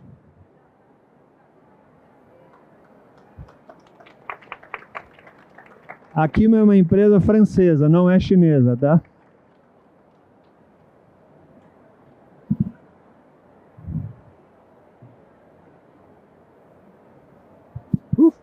Boa tarde. Boa tarde. Eu estou sem som aqui. Leandro Lima, da certificadora IMA, em Minas Gerais. A gente tem percebido uma nova nomenclatura de certificação, você até citou, né? Que é a regenerativa, principalmente para café. Ano passado, a gente foi na região de café lá em Minas, porque estava havendo essa demanda e o Estado de Minas, então, ele precisa investigar para ver se ele vai entrar na questão da certificação para esse tipo de produto. Então, a minha primeira impressão é, mas esse produto é orgânico. Não, mas eles usam fertilizantes químicos sintéticos, então não é orgânico. Mas vocês têm que ser orgânico. Não, nós queremos continuar com adubação químico sintético e com o pacote de alguns biológicos aí que a gente já conversou ontem, né? Para a gente dar uma carimbada e segurada aí. Mas a gente sabe também que não pode utilizar transgênico, né? Então, esses bichinhos não vai poder ser transgênico. Então, o meu questionamento, e para trazer para a discussão, é forte, porque tem dinheiro envolvido nisso, e muito dinheiro, porque quem está patrocinando e pedindo essa certificação são grupos fortes, né? E eles estão injetando dinheiro diretamente para o produtor. Então ele vai ganhar um quantitativo maior ali para aquele produto do café, né? Que é um produto de qualidade. E eu fico meio temeroso se essa disputa não acaba entrando em controvérsia com o orgânico, né? Porque normalmente é para exportação, esses produtos que eu estou falando, que é o café. E a sua pergunta qual é? É só um comentário ou uma pergunta? Ou você quer que a gente comente?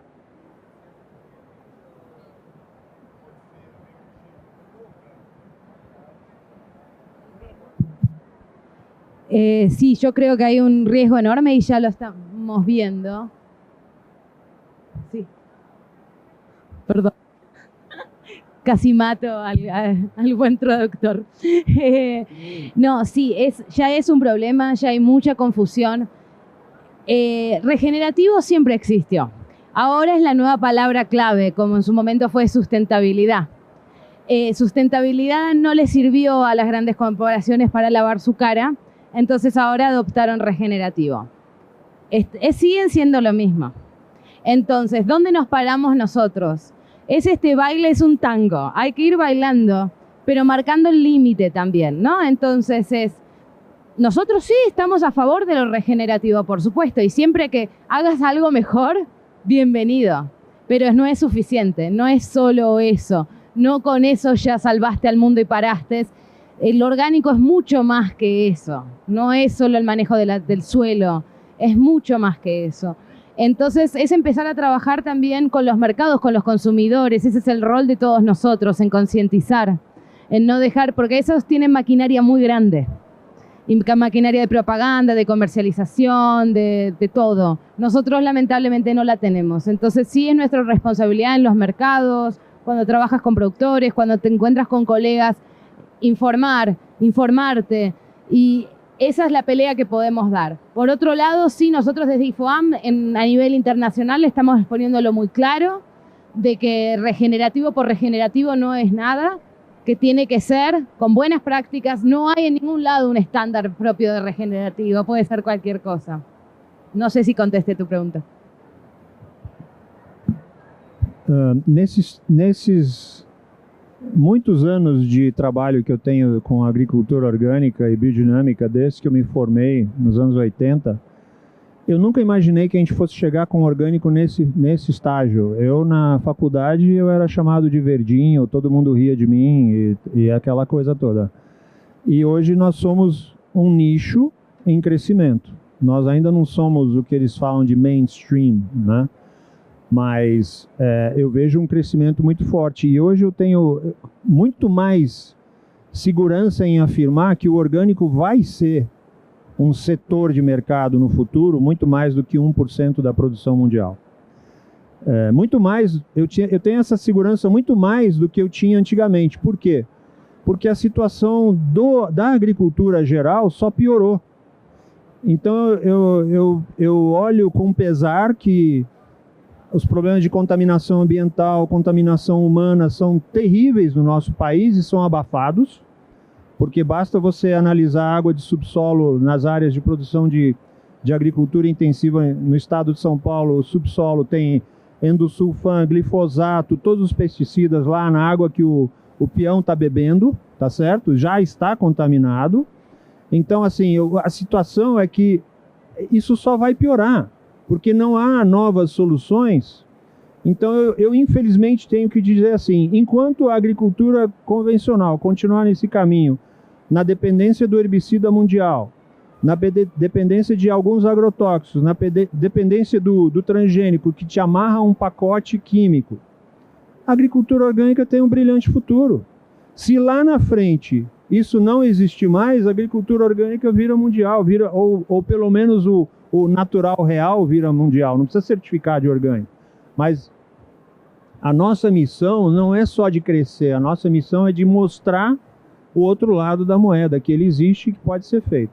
Então eu tenho essa visão também, que confunde e tal, mas o consumidor consciente, que são cada vez mais pessoas, vai saber distinguir. Basta a gente informar que ele vai saber distinguir. Mais alguma pergunta? Boa tarde, me chamo Gabriel, sou nutricionista da Cooperativa Central da Reforma Agrária. Foi muito bem apresentado por vocês que as questões que envolvem a produção orgânica estão muito ligadas com as questões da terra, as questões agrárias. A gente vê informação da intenção da Europa investir 1/4 do seu território na produção de orgânicos, uma informação que a companheira trouxe sobre uma característica da Índia, que os produtores têm 1 hectare só para fazer a sua produção. A minha pergunta está referente a essa questão agrária aqui no Brasil, que a gente sabe que historicamente é um disparate, uma injustiça. Eu gostaria de saber se as instituições de vocês têm alguma aproximação, têm alguma ação que envolva as questões da reforma agrária aqui no Brasil. Obrigado.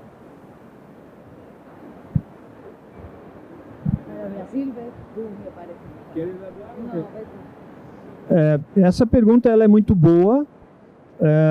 E eu pertenço ao setor orgânico, que considera que a agricultura orgânica tem que estar disponível em todos os níveis, né? Então, assim, eu dentro da nossa empresa, e eu vejo meus colegas fora da empresa trabalhando, a gente sabe, a grande imprensa divulga, às vezes num tom um pouco não tão legal, mas divulga que o MST tem agricultura orgânica entre as suas unidades, não todas. A maioria dos nossos clientes na empresa que eu trabalho são agricultores familiares, e se você olhar o cadastro nacional desses 25, 26 mil operadores que estão certificados tanto por auditoria, como participativo, como venda direta, mais ou menos, vamos colocar assim numa régua, mais ou menos 2/3 ou quase 2/3 desse universo de produtores são agricultores familiares. Então eu vejo que na agricultura orgânica, a agricultura familiar está muito bem representada, e eu entendo também que a questão da distribuição da terra, a questão fundiária no Brasil, ela é complicada, ela é injusta, eu também entendo assim.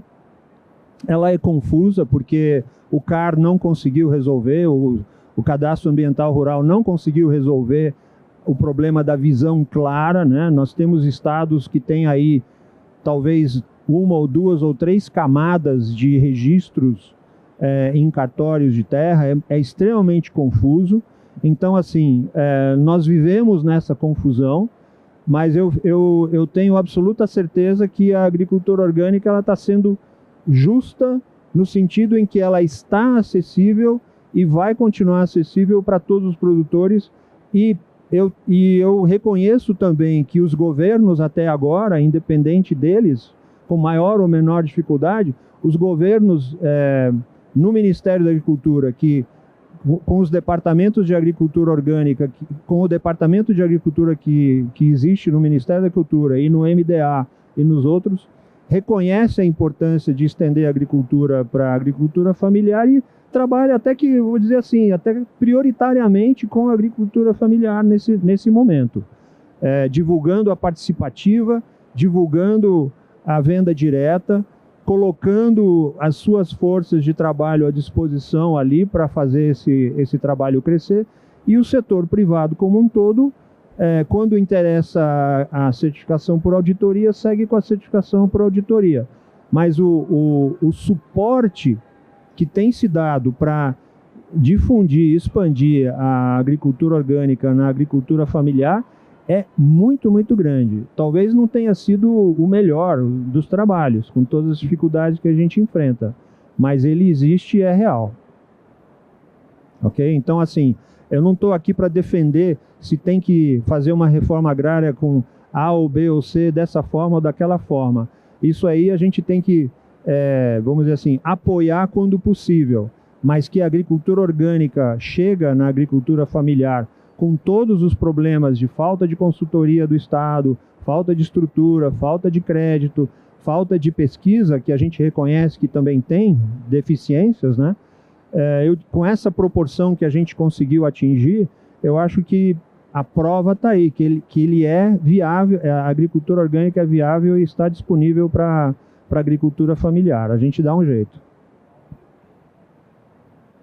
Sí, agrego algo, porque yo no soy tan conocedora del sector en Brasil y tu pregunta era en Brasil, pero también a cuestión del, un poco cómo va todo el discurso, ¿no?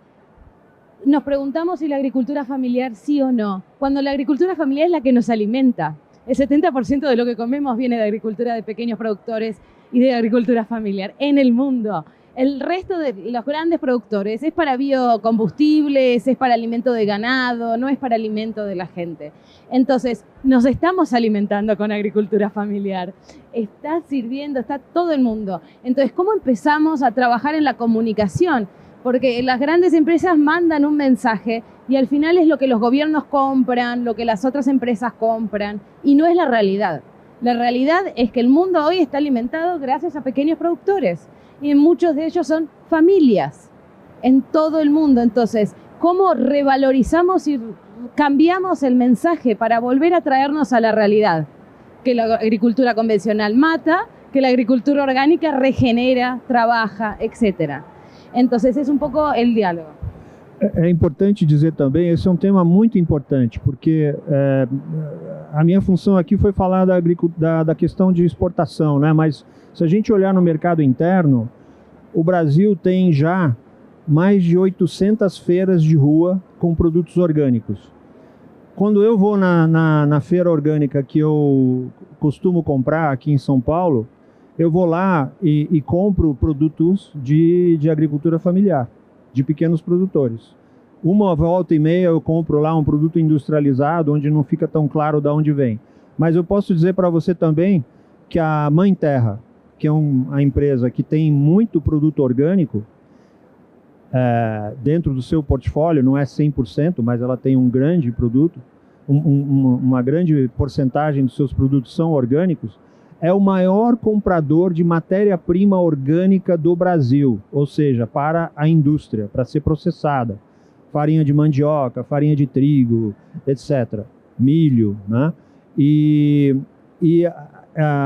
Eu posso dizer para você que a maioria dos fornecedores da Mãe Terra é agricultura familiar também. Porque são os produtores que produzem os alimentos populares que você pode fazer biscoito e coisas assim que a Mãe Terra vende, arroz, feijão, coisas que são do nosso dia a dia, né? Então, a agricultura familiar, ela está extremamente presente tanto na agroindústria orgânica no Brasil, como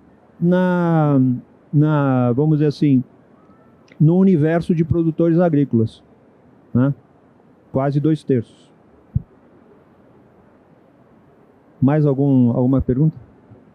Boa tarde todo mundo. Meu nome é Camila, eu sou agrônoma da empresa de Valdam.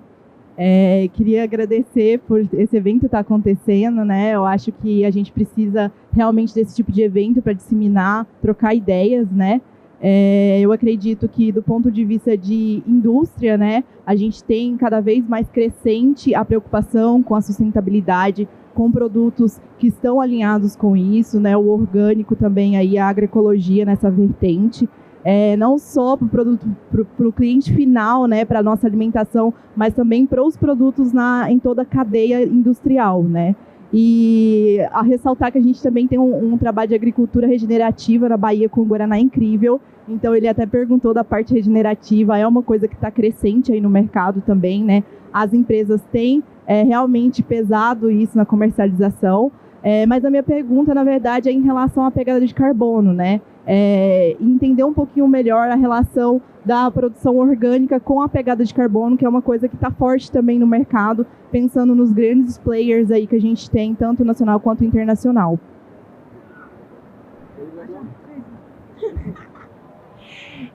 Gracias por la pregunta y es parte también de por qué lo regenerativo se volvió tan álgido, porque estamos en el medio de una crisis climática inmensa y tenemos que ver cómo nos atajamos. La agricultura orgánica, con un buen manejo de agricultura orgánica, tiene casi, no te diría cero, pero muy pocas emisiones. El tema es que sí hay un tractor que emite. Si podés tener tractor eléctrico, pero bueno, esa batería emite. Esas cuentas son muy difíciles de realizar en FIBE, en el instituto que hace las estadísticas.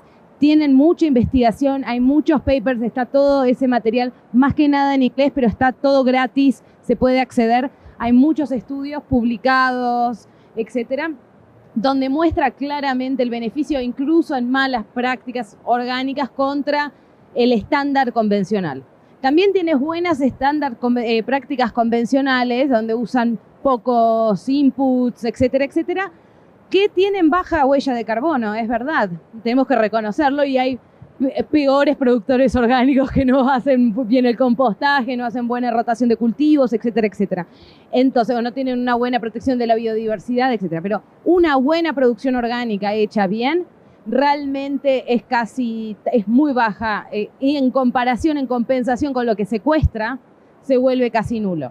El tema es que después tenés que contemplar toda la cadena de valor. El producto no terminó en la granja, después hay un procesado, hay un transporte, hay un montón de temáticas. Por eso es que nos quedamos en la huella de carbono o empezamos a pensar en el sistema alimentario. Cómo tenemos un sistema alimentario cerrado que no genere residuos. Porque, por ejemplo, sea orgánico o no sea orgánico, el desperdicio de alimentos sigue estando. Esas montañas de desperdicio de alimentos que la mayoría se queda en la granja porque los supermercados no lo compran, eso se queda ahí descomponiéndose. Esos son gases de efecto invernadero que están contaminando el planeta. Y es alimento que no está llegando a la gente.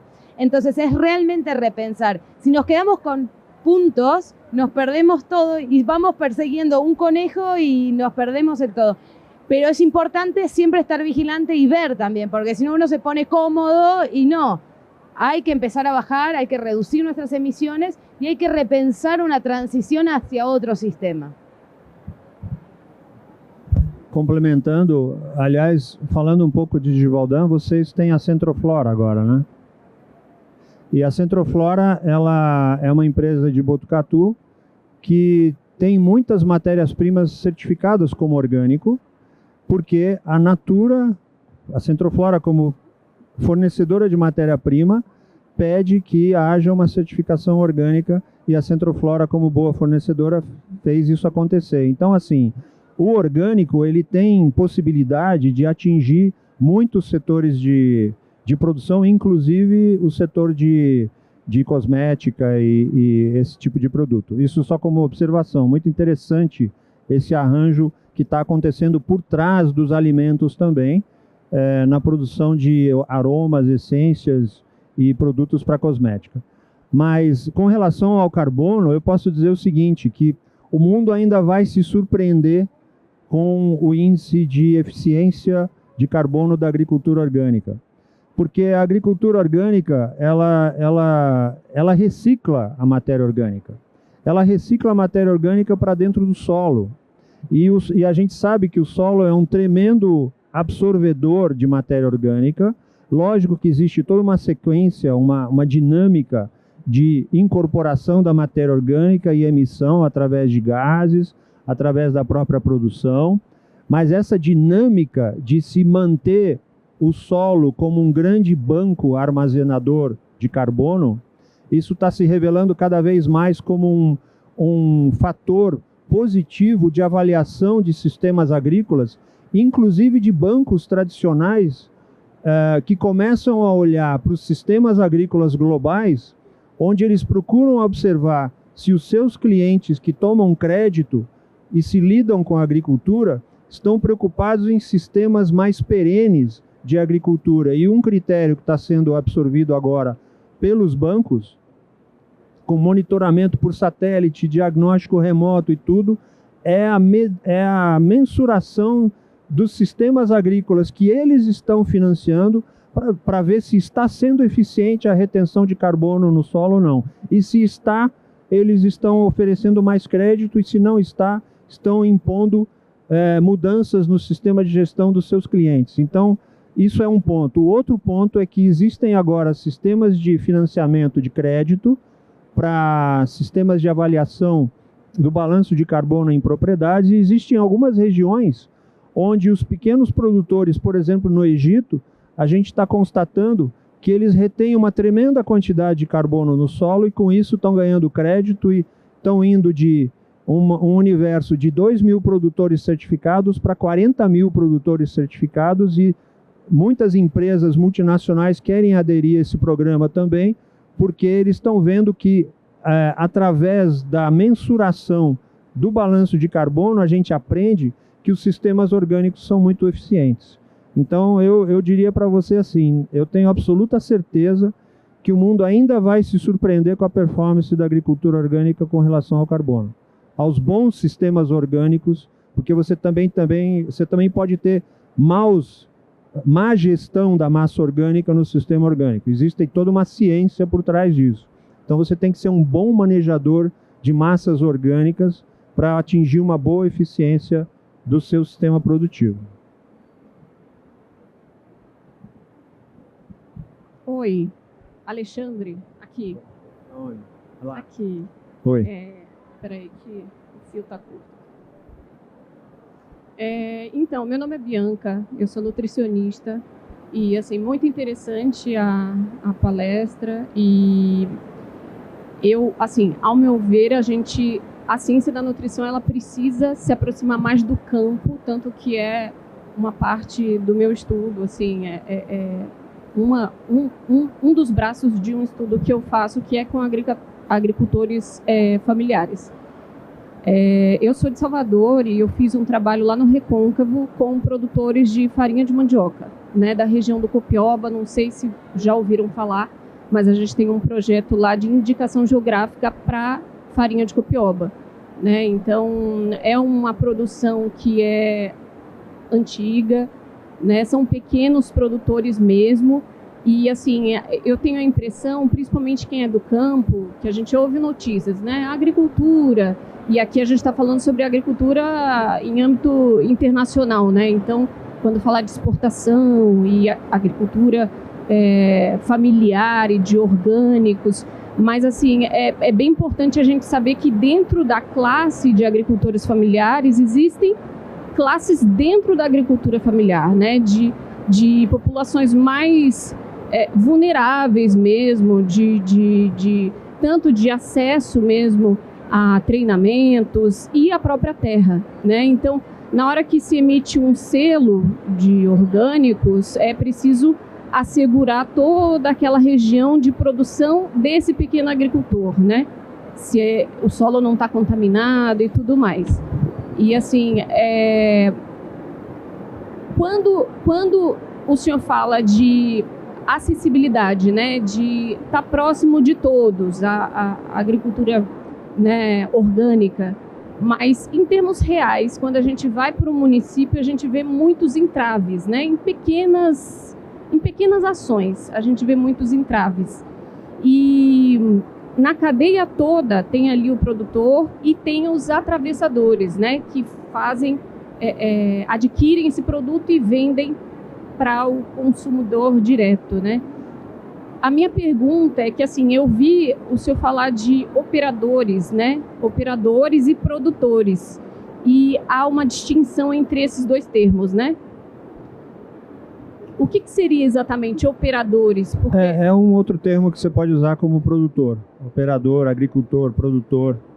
É que o operador envolve tanto o operador industrial como agrícola. Porque, assim, logo que eu estava ouvindo a sua fala, eu imaginei que seria toda a cadeia, né? Sim. Da cadeia produtiva, então tem o produtor que está ali, na lida com a terra, e aí vai a matéria-prima vai para um local para ser beneficiada e aí poder obter o selo. Esse é né? o processador. Você tem o produtor agrícola e o produtor industrial, ou o operador, que envolve os dois. É só uma questão de nomenclatura. Tá. Tá? Porque eu pensei que fosse uma coisa mais específica. Não, mas você terminou? Você tem mais uma pergunta? Eu acho, assim... Não, porque tem um comentário interessante. Eu fiz esse contexto, né, para falar sobre essa questão da agricultura familiar, que o próprio termo, eu acho que cabe a gente saber que tem distinções dentro desse grupo. Então, não é um grupo homogêneo. Tem pessoas que têm acesso a fomento do governo, tem gente que tem estrutura muito boa e tem produtores que não têm. E que, inclusive... existe uma disputa muito grande, né, em cada município, e isso aí é um negócio que eu acredito que o Brasil poderia estar mais à frente nesse contexto mundial se a gente tivesse esses pequenos problemas que são em loco menos problemáticos, porque são bem problemáticos, né? Então, mas você pode ficar tranquila. Você pode ficar tranquila porque dentro do sistema orgânico, das organizações que trabalham orgânico, existem quilombolas, existem assentamentos certificados. Nossa empresa mesmo já certificou tribo indígena e ainda há tribos indígenas certificados. Então você precisa entender o seguinte, que quando ocorre uma certificação de um grupo assim fragilizado, com certeza você tem que ter uma consultoria por trás, o município por trás, o governo estadual, federal ajudando de alguma forma e o mercado também ajudando. Eu vou te dar um exemplo. Nós chegamos a certificar a tribo Yawanawá no Acre, onde você vai até Rio Branco de avião grande, depois você pega um avião pequeno até Cruzeiro do Sul, lá você pega um barco, uma voadeira e sobe 3 horas o rio ou mais até chegar lá. E lá você faz uma inspeção ou um controle do que você tem que controlar lá de agricultura orgânica. No caso era urucum, exportado para os Estados Unidos, para uma empresa de cosmético dos Estados Unidos que estava financiando toda a operação, que tinha interesse de adquirir um corante autenticamente da floresta, dos povos originários e tudo mais. Foi uma parafernália fazer essa. Você pode imaginar a parafernália que foi em termos de consultoria, em termos de conversa, em termos de processo e tudo mais. E com histórias até muito engraçadas, porque o pessoal, o povo originário não sabe o que é um contrato praticamente escrito, né? E quando você faz acordos internacionais, certificação e tudo, você tem que assinar um contrato. Esse contrato nunca chegava assinado, até que um dia assinou. Mas quando assinaram o contrato, teve uma guerra tribal, mudou o cacique. Aí o novo cacique também não queria assinar o contrato. Então, assim, você se defronta com questões que saem totalmente da esfera simplesmente produzir, vender. Você se defronta com uma situação social, cultural, completamente nova, onde você tem que fazer um esforço realmente de chegar lá e fazer a coisa acontecer no seu devido tempo. Mas assim, só pegando o gancho, se eu ainda tiver tempo. Um pouquinho. Porque essa questão, né, desse pensamento processual, né, porque é bem burocrático, e assim, mediante essa burocracia, se pode ter algum tipo de financiamento, por exemplo, né, e assim, no que eu vi nos municípios do meu estudo, foi justamente o acesso, por questões financeiras mesmo, né, a gente só ter acesso por meio de edital, né, então entrava um edital e aí a gente vai e escreve o projeto para poder tentar um fomento de algum local para a gente poder difícil, é precário. Toda essa parte burocrática, porque tudo isso tem custo, né? E aí, como o senhor falou, depende muito de um lugar para outro, né? Se o município, como é o caso da Amazônia, eu acho que tem muitos olhos para lá, né? Mas o interior da Bahia não tem um olhar tão assim, né? Do mundo, né? O mundo está olhando. Converse com o Sebrae. O Sebrae vai te ajudar. Sim, a gente já teve apoio deles, mas tá enfim, bom. Tem limitações, né? Obrigada. Obrigado você.